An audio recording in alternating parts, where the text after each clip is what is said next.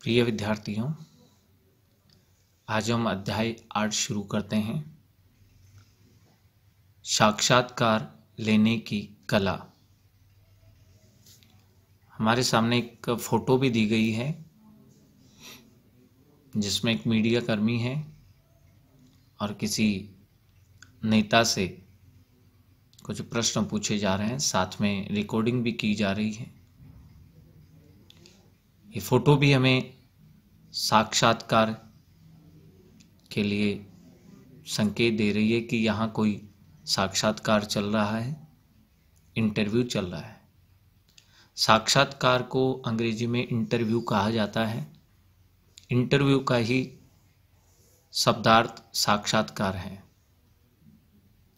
साक्षात्कार में मूल शब्द है साक्षात, अर्थात सामने, प्रत्यक्ष।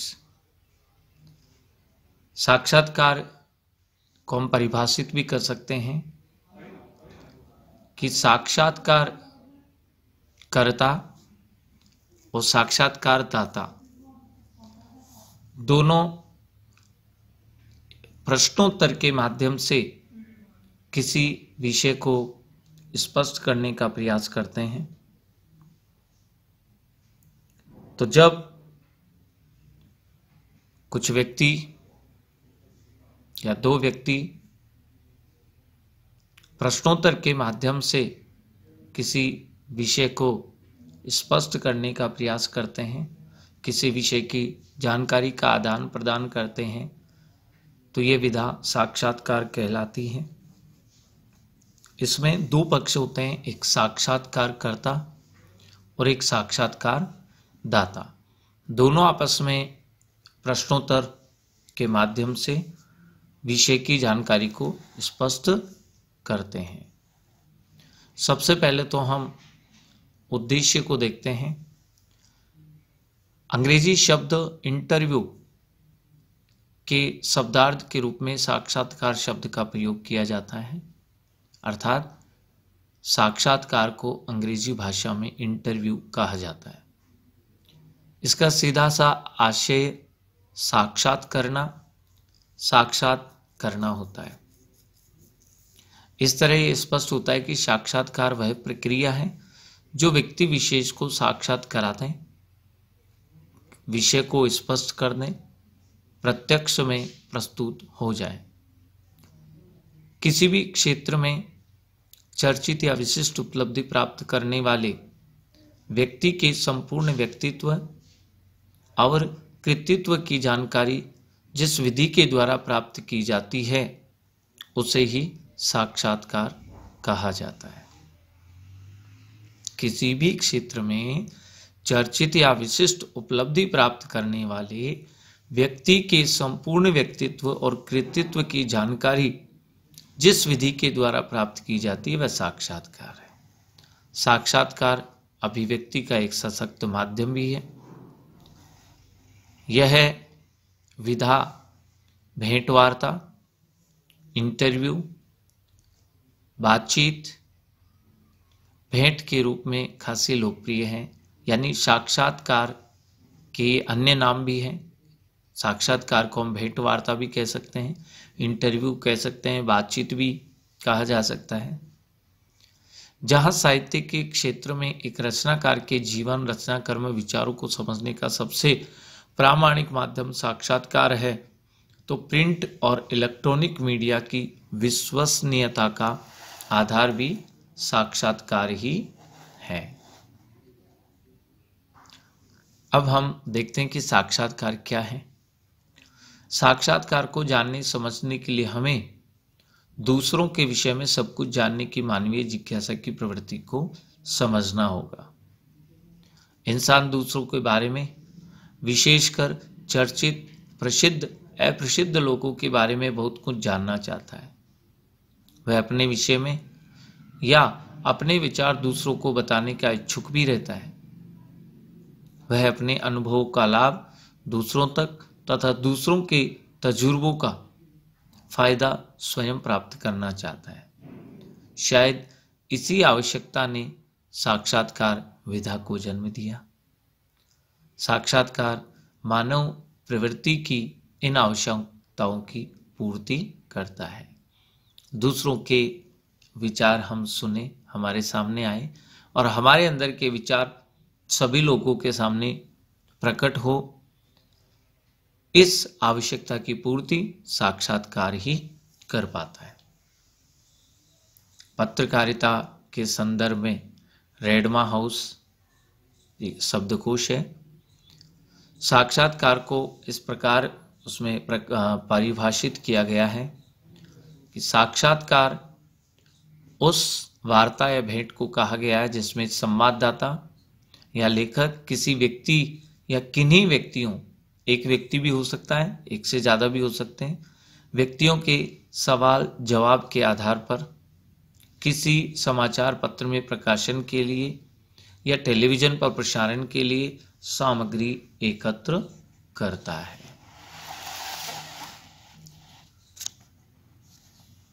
देखिए, इस चित्र में इंटरव्यू बताया गया है, जो हम साक्षात्कार को अंग्रेजी में कहते हैं। पत्रकारिता में जो साक्षात्कार हो रहे हैं उनमें कन्हैयालाल मिश्र प्रभाकर का ये कथन एकदम उपयुक्त है कि मैंने इंटरव्यू के लिए वर्षों पहले एक शब्द रचा था, अंतरव्यूह। अंदर जो है वो हमारे सामने प्रकट हो जाए। मेरा भाव यह है कि इंटरव्यू के द्वारा हम सामने वाले के अंतर में, अंतर का अर्थ यहाँ हृदय है, हृदय में एक व्यू रचना करते हैं। मतलब यह है कि दूसरा उसे बचा नहीं सके, जो अंदर है वो बाहर आना चाहिए।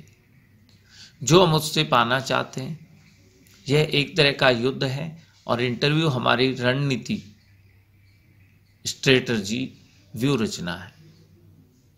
आज पत्रकारिता की दुनिया में सामने वाले से कुछ निकलवाने के लिए रणनीति, टकराहट तथा गला काट, एक दूसरे पर दबाव बनाना आदि की प्रतिस्पर्धा चल रही है, जिसमें सामयिक घटनाओं के प्रति संबंधित व्यक्तियों के सनसनी फैलाने वाले शब्द साक्षात्कार के माध्यम से सामने आते हैं और वही समाचारों की सुर्खियां बन जाते हैं।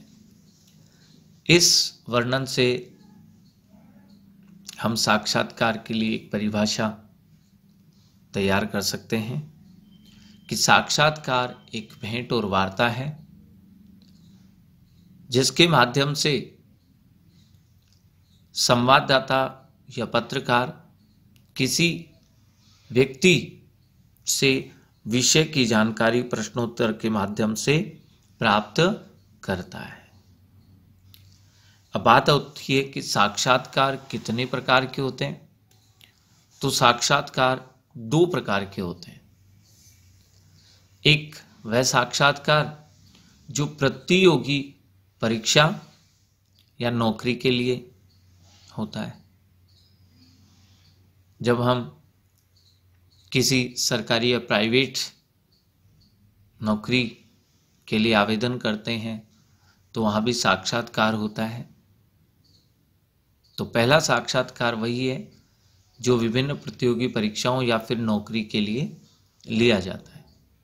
दूसरे साक्षात्कार ऐसे हैं जो संचार माध्यमों के लिए, जैसे न्यूज़पेपर्स, समाचार पत्र हैं, टीवी हैं, रेडियो हैं, इनके लिए भी लोग लेते हैं, क्योंकि उस साक्षात्कार को लेने के बाद इन संचार माध्यमों पे उसे बताया जाता है, प्रसारित किया जाता है। तो मुख्य रूप से, मूल रूप से अगर हम बात करें तो साक्षात्कार दो प्रकार के हैं। नंबर 1, प्रतियोगी परीक्षाओं या नौकरी के लिए, और नंबर 2, जन संचार माध्यमों के लिए। जो जनसंचार माध्यमों के लिए साक्षात्कार लिए जाते हैं, इन्हें हम माध्यम उपयोगी साक्षात्कार भी कहते हैं। प्रतियोगितात्मक साक्षात्कार माध्यम उपयोगी साक्षात्कार से पूरी तरह भिन्न होता है। यहाँ से प्रश्न भी बन सकता है कि नौकरी के लिए साक्षात्कार और जन संचार माध्यम के लिए साक्षात्कार, इन दोनों में अंतर क्या है? तो हम अच्छे से इसे समझने का प्रयास करें, क्योंकि यहां से प्रश्न भी बनता है। इसका आयोजन सरकारी या निजी प्रतिष्ठानों में नौकरी से पूर्व सेवा योजक के द्वारा उचित अभ्यर्थी के चयन के लिए किया जाता है, जबकि माध्यम उपयोगी साक्षात्कार जनसंचार माध्यमों के द्वारा जन सामान्य तक पहुंचाए जाते हैं।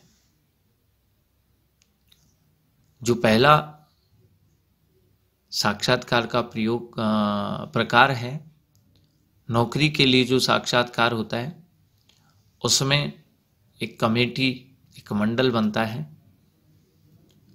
और उस प्रतियोगी परीक्षा देने वाला, नौकरी चाहने वाला जो व्यक्ति है, उससे कई प्रकार के प्रश्न पूछकर उसकी योग्यता की परख की जाती है। जबकि जनसंचार माध्यमों के लिए जो साक्षात्कार होता है, उसमें प्रश्नोत्तर के माध्यम से जानकारी लोगों तक पहुंचाने का प्रयास किया जाता है। इसमें केवल जानकारी स्वयं तक सीमित रहती है, जो नौकरी के लिए साक्षात्कार होता है, जबकि जनसंचार के लिए साक्षात्कार में वो विषय की जानकारी जो मिली है वह जन सामान्य तक पहुंचाई जाती है। जन माध्यम की प्रकृति के आधार पर साक्षात्कार भी भिन्न प्रकार से आयोजित किए जाते हैं। सैद्धांतिक और व्यावहारिक पक्षों में भी बहुत अंतर होता है, जिसकी संपूर्ण और स्पष्ट जानकारी का न होना साक्षात्कारदाता और साक्षात्कारकर्ता के लिए आवश्यक होता है। माध्यम के अनुसार ही कर्ता और दाता अपनी तैयारी कर सकते हैं, फलस्वरूप साक्षात्कार की सफलता सुनिश्चित की जा सकती है। फिलहाल हम इस अध्याय में जन माध्यमों वाले साक्षात्कार की ही चर्चा करेंगे। जन माध्यम के आधार पर साक्षात्कार को हम दो भागों में बांट सकते हैं। जो साक्षात्कार का दूसरा प्रकार था, जन संचार के माध्यमों के लिए साक्षात्कार, उसे भी दो भागों में हमने विभाजित किया है। पहला, प्रिंट माध्यम के लिए साक्षात्कार, न्यूज़पेपर्स के लिए, पत्रिकाओं के लिए, और दूसरा इलेक्ट्रॉनिक मीडिया, टेलीविज़न और रेडियो के लिए होने वाला साक्षात्कार। इस प्रकार से जो जन माध्यमों का साक्षात्कार है वो दो भागों में विभाजित है। यहाँ भी हमसे अंतर पूछा जाता है कि प्रिंट माध्यम का साक्षात्कार और इलेक्ट्रॉनिक मीडिया के साक्षात्कार में अंतर क्या होता है। यहाँ से भी हमसे प्रश्न पूछा जा सकता है। तो दोनों प्रकार के जो साक्षात्कार हैं उसमें अंतर हमें पता होना चाहिए। सबसे पहले देखते हैं हम प्रिंट मीडिया के लिए जो साक्षात्कार होता है उसमें कौन सी प्रमुख बातें हैं। रेडियो और टेलीविज़न के लिए जाने वाले साक्षात्कार से प्रिंट माध्यम का साक्षात्कार पूरी तरह से भिन्न प्रकृति का होता है। यद्यपि इस माध्यम के साक्षात्कार में भी रिपोर्टर टेप रिकॉर्डर या कैमरे का प्रयोग कर सकता है, लेकिन उसे अंतिम रूप से सुनकर लिखना और टाइप करना ही पड़ता है।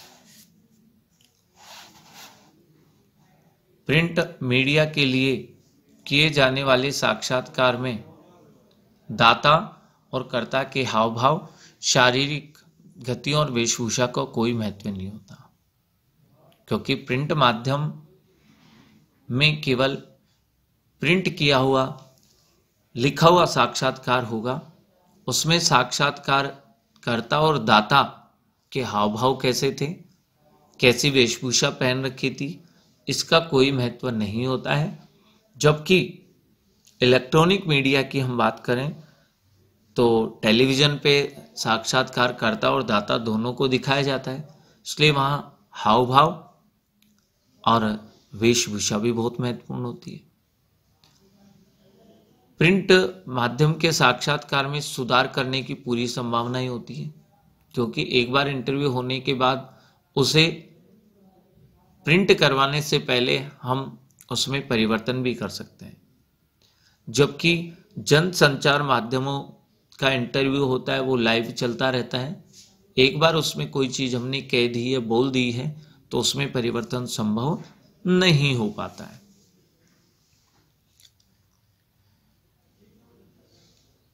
क्योंकि यह साक्षात्कार दर्शकों या श्रोताओं की तरह तुरंत या उसी रूप में पाठकों को प्रस्तुत नहीं किया जाता है।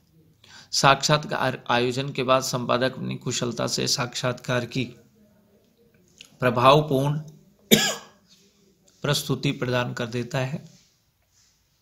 प्रिंट मीडिया के साक्षात्कार में भाषा सरल या विषयानुसार क्लिष्ट भी हो सकती है, सरल भी हो सकती है, और विषय कोई ऐसा होता है तो उसमें थोड़ी क्लिष्ट भाषा का प्रयोग कर सकते हैं, क्योंकि इसे पढ़ने वाला व्यक्ति साक्षात तो अवश्य होता ही है। साथ ही किसी शब्द, वाक्य या विषय को समझने के लिए पाठक के पास एक से अधिक बार पढ़ने की सुविधा भी होती है। इस माध्यम के साक्षात्कार में समय सीमा का भी कोई प्रतिबंध नहीं होता है, लेकिन समाचार पत्र या पत्रिका में उपलब्ध स्थान की जानकारी अवश्य रखनी पड़ती है। प्रिंट मीडिया के लिए यदा कदा सुविधा अनुसार साक्षात्कारदाता को प्रश्न लिखकर भी दे दिए जाते हैं, जिनका उत्तर वह लिखकर भी भेज देता है और फिर उसे प्रकाशित कर दिया जाता है। यानी प्रिंट माध्यम का जो साक्षात्कार है उसमें साक्षात्कारकर्ता और दाता इन दोनों को आमने सामने रहने की भी आवश्यकता नहीं है। साक्षात्कार करता है, प्रश्न लिखकर भेज देता है, और साक्षात्कारदाता है, उत्तर तैयार करके पुनः लौटा देता है। एक दूसरे के सामने होने की भी आवश्यकता नहीं होती है। कहने का यही अर्थ है कि प्रिंट मीडिया के साक्षात्कार में दाता और कर्ता को एक दूसरे के सामने बैठकर बातचीत करने की बाध्यता नहीं है, जबकि इलेक्ट्रॉनिक मीडिया के साक्षात्कार में दोनों का आमने सामने होना बहुत ही जरूरी है। प्रिंट माध्यम में साक्षात्कार को प्रस्तुत करने के लिए वर्णनात्मक शैली अपनाई जाती है, जबकि जिसमें प्रश्नकर्ता अपने द्वारा पूछे गए प्रश्नों और दाता द्वारा दिए गए उत्तरों को जोड़ते हुए क्रमबद्ध रूप में एक कथात्मक शैली में प्रस्तुत करता है। इसमें साक्षात्कार लेखक साक्षात्कारदाता की भावाभिव्यक्ति को भी लिख देता है। प्रिंट माध्यम के साक्षात्कार में प्रारंभिक अभिवादन, समाप्ति पर अभिवादन जैसी औपचारिकताओं की आवश्यकता नहीं होती है। सीधे तौर पर साक्षात्कारदाता का संक्षिप्त परिचय ही लिख दिया जाता है। ये प्रिंट माध्यम का जो साक्षात्कार होता है उसकी विशेषताएं थी कि इसमें समय का कोई प्रतिबंध नहीं होता है, साक्षात्कारकर्ता और दाता का आमने सामने रहना जरूरी नहीं होता है, शारीरिक वेशभूषा हाव भाव का कोई महत्व नहीं होता है, भाषा विषय अनुरूप सरल या क्लिष्ट दोनों में कैसी भी हो सकती है। इसके अलावा वर्णनात्मक शैली में प्रिंट माध्यम का साक्षात्कार तैयार किया जाता है, प्रस्तुत किया जाता है। ये कुछ विशेषताएं थी। अब हम देखते हैं इलेक्ट्रॉनिक मीडिया के लिए जो इंटरव्यू होता है, टेलीविजन रेडियो के लिए जो इंटरव्यू होता है, उसकी महत्वपूर्ण बातें कौन सी होती हैं। रेडियो टेलीविजन को इलेक्ट्रॉनिक मीडिया के अंतर्गत शामिल किया जाता है। इनके लिए किए जाने वाले साक्षात्कार की सफलता में तकनीकी पक्ष का भी विशेष योगदान होता है। एक तरफ जहां रेडियो श्रव्य साधन है, केवल सुन सकते हैं, दूसरी तरफ टीवी दृश्य श्रव्य माध्यम है, देख भी सकते हैं, सुन भी सकते हैं। यदि हमें रेडियो के लिए साक्षात्कार करना है तो टेम्पांकन विधि से परिचित होना साक्षात्कारदाता और साक्षात्कारकर्ता दोनों के लिए जरूरी होता है।